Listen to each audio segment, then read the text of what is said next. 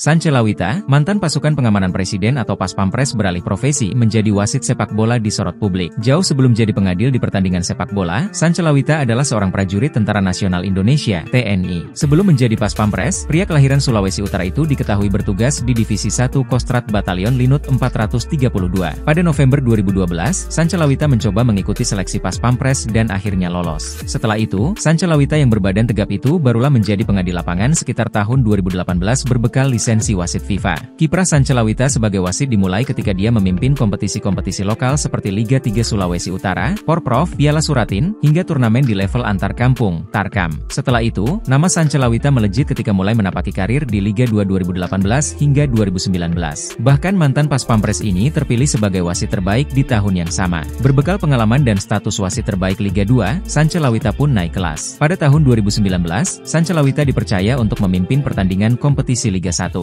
Meski sempat menyandang status wasit terbaik Liga 2, perjalanan karir Sancellawita tidak berjalan mulus. Sancellawita merasakan benar ketatnya persaingan tim yang berkompetisi di Liga 1. Ketatnya persaingan tim kontestan Liga 1 membuat Sancellawita pernah melakukan blunder. Ya, Sancellawita pada saat itu disorot karena keputusan kontroversial yang diambil dalam laga Borneo FC versus Persebaya Surabaya, Jumat 19 Agustus 2022. Dia dianggap mengabaikan pelanggaran keras yang dilakukan pemain asing Asia Borneo FC, Kei Hirose, kepada Koko Ari. Perbuatan Hirose itu tetap dianggap pelanggaran, tapi Sancellawita cuma memberikan kartu kuning. Buntut dari keputusan kontroversialnya, Sancellawita pada saat itu tidak diizinkan memimpin laga Liga 1 2022-23 selama 8 pekan ke depan. Sancellawita kembali dipercaya memimpin jalannya laga kompetisi Liga 1 2024-2025. Hanya saja, hingga pekan ke-9 Liga 1 2024-2025, Sancellawita baru memimpin 2 laga, yakni Madura United versus Malut United. Terlepas dari perjalanan karirnya, Sancellawita ternyata memiliki harapan besar terhadap kemajuan sepak bola di Indonesia, khususnya kampung halaman. Pria yang merupakan anggota TNI Korem 131 Santiago berharap agar sepak bola di Kabupaten Kepulauan Talaut semakin berkembang sehingga bisa menciptakan generasi yang berprestasi.